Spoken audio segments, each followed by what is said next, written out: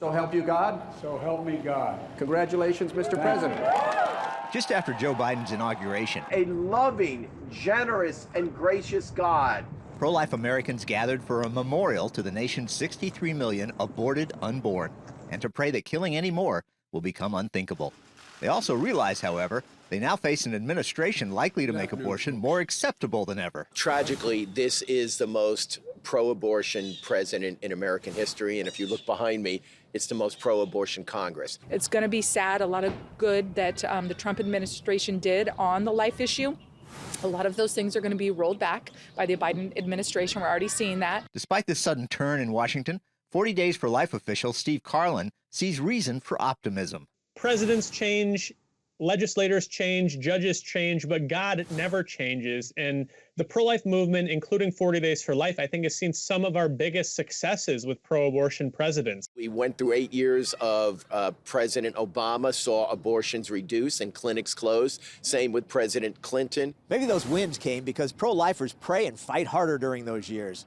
If that's the case, they're going to need that resolve now more than ever. Because with Democrats controlling both houses of Congress and the White House, it means a unified front making abortion more available.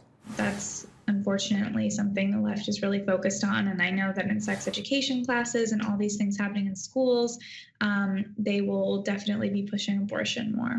And the push will be for laws to make abortion feel more acceptable and right. For all the talk that, well, you can't impose your morality via the law, you can't legislate morality, that's exactly what people look to the law to do, to help us do what is right and to help us avoid what is wrong. One of the movement's goals might go too far, though, if they end the Hyde Amendment, a rule long supported by both sides.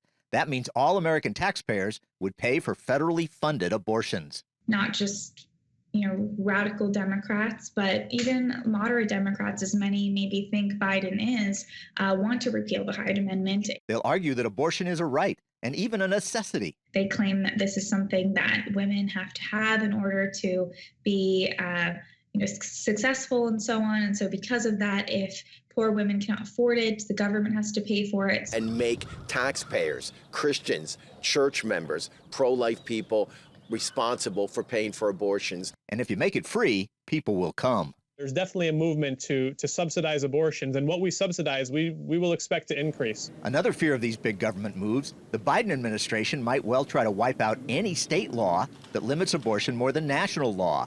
His campaign promised his Justice Department will do everything in its power to stop the rash of state laws that so blatantly violate Roe v. Wade.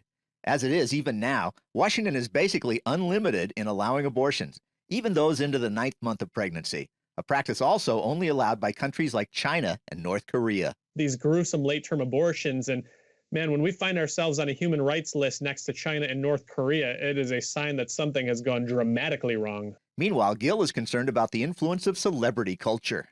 They will probably elevate the voices of people like Michelle Williams and other celebrities who have talked about how they wouldn't have, their Golden Globe Award and so on if they hadn't gotten an abortion. One result of all this could be a backlash among the American people. The majority tend to be far more anti-abortion than these proposed moves would allow. There are radical views of 9-month abortions, taxpayer-funded abortions. Most of Americans don't support either of those things. It's going to be more difficult, and we're going to have to do a lot to resist some of the radically pro-abortion things they're going to try and pass. Still, Carlin remains hopeful. I think we will continue to see many lives saved and many abortion workers converted, and abortion facilities continue to go out of business at a record rate, regardless of what takes place in the Capitol. If I was standing in front of the Capitol 30 years ago, there would have been 2,200 abortion clinics in America. Today, there's under 700. We are seeing Americans more embrace a culture of life, regardless of what happened in the elections on November 3rd. Paul Strand, CBN News, Washington.